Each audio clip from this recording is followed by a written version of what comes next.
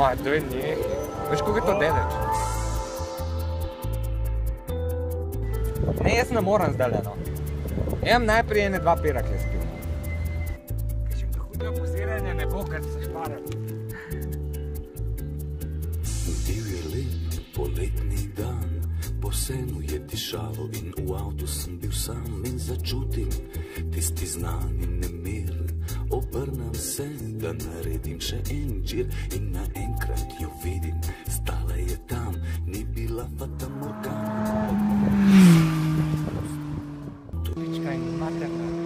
A ne morajo po avtocesti voditi? No in kaj pravi? Razgon, bando. Ampak kakva pravi tvoja kondicija? Ja, jaz sem že konc užitka. Konc užitka in? Zdaj, recimo naslednjih 50 km bo brez užitka, ampak bo šlo, pa 100 km, bi ali ne bi, ab crknu, ab živu, ali pa kar prideš do konca. In sva šla na pot,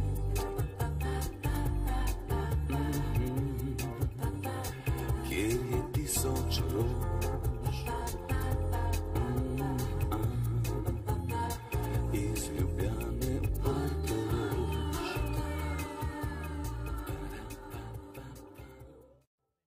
Kakšni so občutki na polovici? Ma še v redu zaenkrat, no.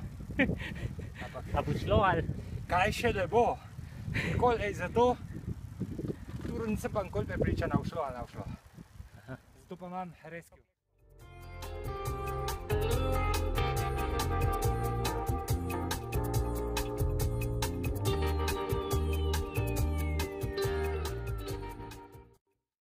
Skratka, ko lučka gori, ne, za gorivo, ima avto še 100 km. In pri tebi? Ja, isto, vse lučke gorijo, še za 100 km je.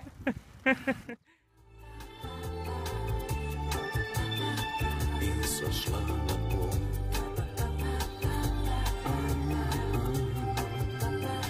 kjer je 1000 rož, iz Ljubljane v Portorož. Tega odseka neizmerna. A to misliš, kako je enakomeren 15-sposobni klance? Ja, imam 24 prestav, vozil sem v 2 prestavah izmenično. Prva, 24. Prva, 24.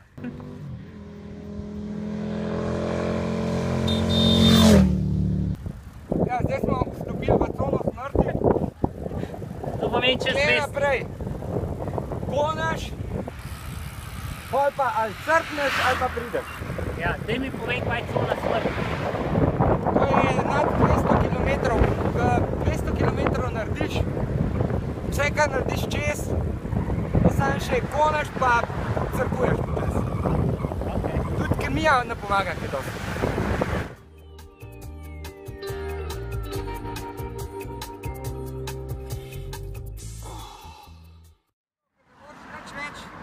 Pa kar greš. Melja, pripravil kakšno posebno taktiko za zadnji kilometer?